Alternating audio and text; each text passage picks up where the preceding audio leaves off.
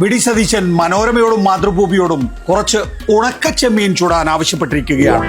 പത്രത്തിലേക്ക് പോകാം. സ്പിരിറ്റ് കലക്കി വിൽക്കാനും ഇടതു സർക്കാരിന്റെ അനുമതി എന്ന് മാതൃഭൂമിയും, പഴമല്ല സ്പിരിറ്റ് തന്നെ എന്ന് മലയാള മനോരമയും ഒന്നാം പേജിൽ തന്നെ എഴുതി പിടിപ്പിച്ചിട്ടുണ്ട്.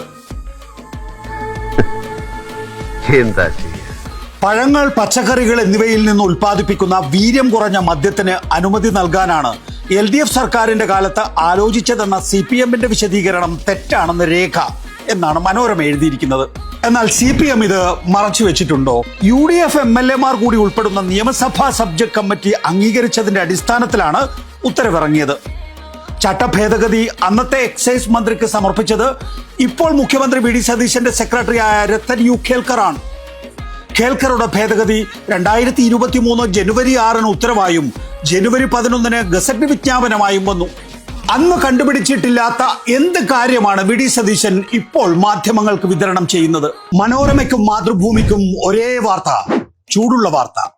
വീര്യം കുറഞ്ഞ മദ്യത്തിന്റെ നികുതി കുറച്ച ബജറ്റ് നിർദ്ദേശത്തിന്റെ അഴിമതിയുടെ ചീഞ്ഞ നാറ്റം മാച്ചുകളയാൻ വി.ഡി. സതീശൻ മനോരമയോടും മാതൃഭൂമിയോടും കുറച്ച് ഉണക്കച്ചെമ്മീൻ ചൂടാൻ ആവശ്യപ്പെട്ടിരിക്കുകയാണ്.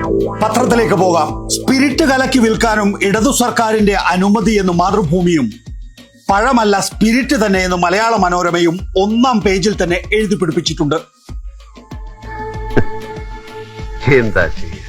പഴങ്ങൾ, പച്ചക്കറികൾ എന്നിവയിൽ നിന്ന് ഉൽപ്പാദിപ്പിക്കുന്ന വീര്യം കുറഞ്ഞ മദ്യത്തിന് അനുമതി നൽകാനാണ് LDF സർക്കാരിന്റെ കാലത്ത് ആലോചിച്ചതെന്ന CPMന്റെ വിശദീകരണം തെറ്റാണെന്ന് രേഖ എന്നാണ് മനോരമ എഴുതിയിരിക്കുന്നത്.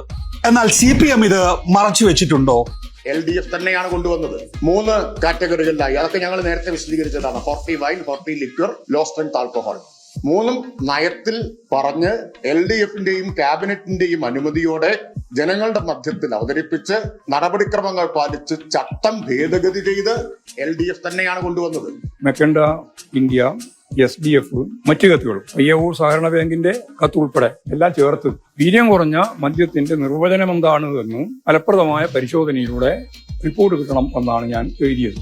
വി.ഡി. സതീശൻ കയ്യോടെ പിടിക്കപ്പെട്ടപ്പോഴാണ് മനോരമയ്ക്കും മാതൃഭൂമിക്കും ഇത് കുറ്റമായി തോന്നിയത്. എക്സൈസ് വകുപ്പ് തയ്യാറാക്കിയ കരട് ചട്ട ഭേദഗതി നിയമവകുപ്പിന്റെ സൂക്ഷ്മ പരിശോധനയ്ക്ക് ശേഷം 2022 നവംബർ 9 UDF MLA മാർ കൂടി ഉൾപ്പെടുന്ന നിയമസഭാ സബ്ജക്ട് കമ്മിറ്റി അംഗീകരിച്ചതിന്റെ അടിസ്ഥാനത്തിലാണ് ഉത്തരവിറങ്ങിയത്. ചട്ടഭേദഗതി അന്നത്തെ എക്സൈസ് മന്ത്രിക്ക് സമർപ്പിച്ചത് ഇപ്പോൾ മുഖ്യമന്ത്രി വി.ഡി. സതീശന്റെ സെക്രട്ടറിയായ രത്തൻ യു ഖേൽക്കറാണ്. ഖേൽക്കറുടെ ഭേദഗതി 2023 ജനുവരി 6 ഉത്തരവായും ജനുവരി 11 ഗസറ്റ് വിജ്ഞാപനമായും വന്നു. അന്ന് കണ്ടുപിടിച്ചിട്ടില്ലാത്ത എന്ത് കാര്യമാണ് വി.ഡി. സതീശൻ ഇപ്പോൾ മാധ്യമങ്ങൾക്ക് വിതരണം ചെയ്യുന്നത്? ചട്ടം ഭേദഗതിയിൽ അഴിമതിയില്ല. വി.ഡി. സതീശന്റെ തന്നെ മുന്നറിയിപ്പ് കേൾക്കൂ. നികുതി കുറയ്ക്കുമ്പോഴാണ് കോടികൾ കിട്ടുക. കോടികളുടെ അഴിമതി കാണിക്കാനുള്ള ഒരു വൻ പരിപാടിയുമായി സർക്കാർ ഇറങ്ങിയിരിക്കുകയാണ്. വീര്യം കുറഞ്ഞ മദ്യത്തിന് നികുതി കുറച്ചു കൊടുക്കാൻ വേണ്ടിയിട്ടുള്ള ഒരു നടപടിയുമായി സർക്കാർ മുന്നോട്ട് പോവുകയാണ്. സർക്കാരിന് കിട്ടേണ്ട കോടികൾ വലിയ ഡിസ്റ്റിലറികൾ എത്തിക്കാൻ വേണ്ടിയിട്ടുള്ള അഴിമതിയാണ് ഇതിന്റെ പുറകിൽ.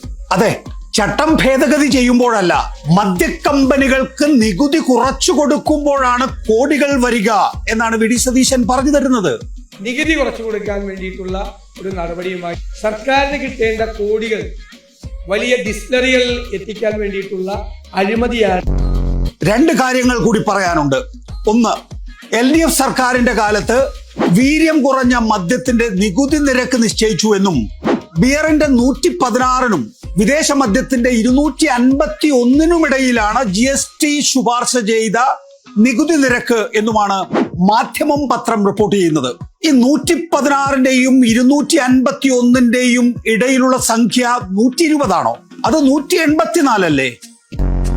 GSTയുടെ നിർദ്ദേശം അങ്ങനെ ഒന്നുണ്ടെങ്കിൽ വി.ഡി. സതീശൻ തള്ളിയത് പുതിയ റിപ്പോർട്ട് സ്വന്തം വകുപ്പിൽ, അതായത് GSTയിൽ നിന്ന് ഒന്നുകൂടി എഴുതി വാങ്ങിയിട്ടാണോ?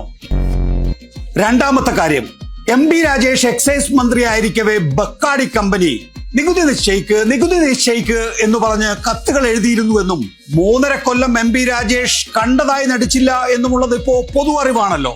ബക്കാടി പുറത്തു നിന്നും തുടർച്ചയായി കത്തെഴുതുമ്പോൾ നിയമസഭയ്ക്കുള്ളിൽ നിന്നുകൊണ്ട് അന്നത്തെ പ്രതിപക്ഷ UDF MLA-മാർ നിരന്തരം ബക്കാഡിക്കു വേണ്ടി സമ്മർദ്ദം ചെലുത്തിയിരുന്നു എന്ന് പറഞ്ഞാൽ വിശ്വസിക്കുമോ? ബക്കാഡി അപേക്ഷ നൽകിയിട്ടുണ്ടോ? പ്രത്യേക നികുതി ഏർപ്പെടുത്തണമെന്ന് ബക്കാഡി ആവശ്യപ്പെട്ടിട്ടുണ്ടോ? ബക്കാഡി കമ്പനി മദ്യം വിൽക്കാൻ അനുമതി തേടിയിരുന്നോ? നികുതി കുറക്കണമെന്ന് ബക്കാഡി ആവശ്യപ്പെട്ടിട്ടുണ്ടോ? എന്തൊക്കെ ചോദ്യങ്ങളാണ്. ബക്കാഡി കമ്പനിയുടെ കത്തവിടെ പൊടിപിടിച്ച് കിടക്കുന്നുണ്ടെന്നും അത് ശരവേഗത്തിൽ മുഖ്യമന്ത്രിയുടെ ഓഫീസിൽ എത്തിച്ചാൽ ബമ്പറടിക്കാമെന്നും സതീശന് പറഞ്ഞു കൊടുത്തത് ആരാണ്? അന്നത്തെ tax secretary Ratan U Khelkar ഇപ്പോൾ വി.ഡി. സതീശന്റെ സ്വന്തം സെക്രട്ടറിയാണ്. എന്താ അല്ലേ? ഇങ്ങനെയൊക്കെ ഇരിക്കുമ്പോഴാണ് വി.ഡി. സതീശൻ സിൻഡിക്കേറ്റിന്റെ ഉണക്കമീൻ ചുടൽ. പണ്ടാരോ പറഞ്ഞ ഒരു ചക്കപ്ലാവിന്റെ കഥ ഓർമ്മ വരുന്നു.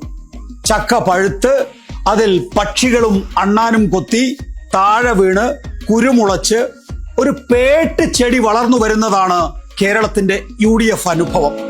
അധികാരത്തിൽ വന്ന് 3-ാം നാൾ തന്നെ സ്ഥിരം ഭണ്ഡാര മാർഗമായിട്ടുള്ള മദ്യത്തെ തന്നെ UDF ആശ്രയിച്ചതിന് നിറഞ്ഞ കൂപ്പുകൈ.